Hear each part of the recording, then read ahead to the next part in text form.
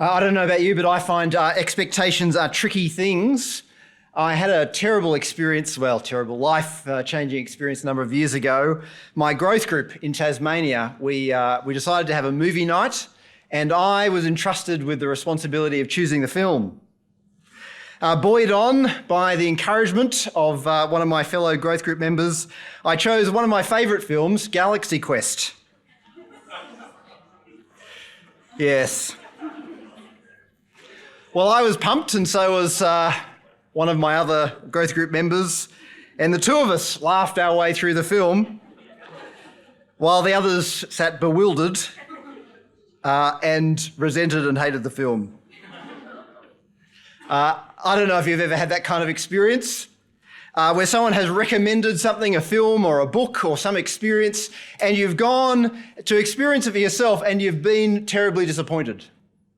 Or perhaps someone has told you the opposite. They said, whatever you do, don't read such and such a book, don't watch such and such a film. It's the worst thing I've ever seen.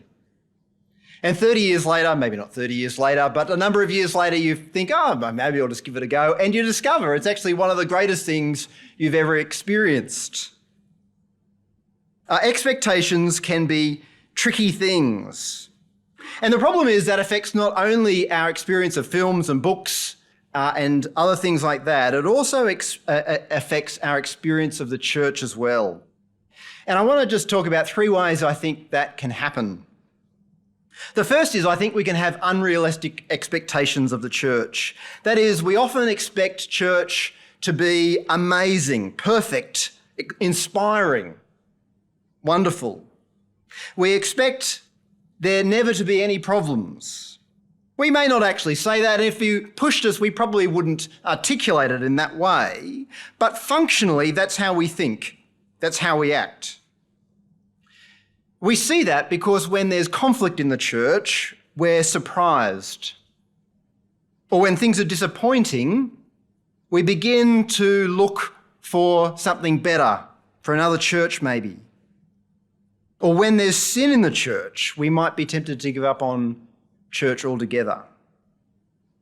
But the Bible is full of accounts of struggles in the church. We saw that a few weeks ago at the start of this series in 1 Corinthians in Principles Hour. The church was divided. People were taking sides with different leaders. We see it in Acts. The church has only just begun that fantastic, amazing event on the day of Pentecost, and yet within a few chapters, there's persecution, there's divisions. One of the keys to living well in the church is realistic expectations. But just as we can have unrealistic expectations, we can also have low expectations. We can end up settling for things that we ought not to settle for. We accept maybe that the church will be divided or that there will be sin in the church. But at the same time as having realistic expectations of the church, we also have to somehow set our mind on God's vision for the church. In Ephesians 3, Paul talks about God's plan that through the church, the manifold wisdom of God should be made known to the rulers and authorities in the heavenly realms. God's plan is that through the church, those things will be made known.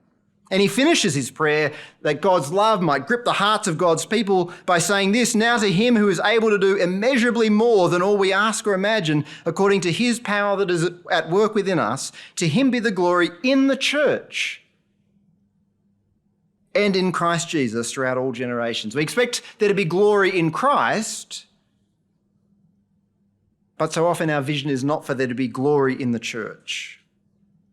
And so we need not only to have realistic expectations, we also need to have God's vision and God's hope for the church to fire us as well. Which leads to the last expectation problem, and that is wrong expectations. When we do have high hopes for the church, so often the things that we hope for are not quite the same as the things that God hopes for. Some of you know I recently wrote a book on the church, and I wanted to leave you with some words from that. Rather than plagiarising myself, I'm just going to tell you that it's from my book. But I want to leave you with these words and with this thought. We rightly have high hopes for our churches, but the tragedy is that often our hopes are far more mundane than the ones presented in the Bible. Often we hope for lesser things: good music, a short meeting, slick leading, good creche facilities, or a great children's program. And not only do we aspire to those lesser things, we see our failure to achieve those lesser things as an unbearable loss. We're embarrassed by bad PowerPoint slides or dodgy music, while our failure to achieve a community of love, grace, worship, and delight in God causes barely a stir. The first step, then, in living as God's church is to recapture God's vision for the glory of his church. When our hearts are fired by God's vision of the church in the New Testament, our hopes are lifted to much greater things. You could have the worst music in the world, no kids program, or a cold building with no windows and no heating. But if you had a group of sinners saved by grace, indwelt by God, empowered by his grace, filled with his love, constant in prayer, overflowing with generosity, and labouring in the gospel, then you have everything you could ever hope for or need.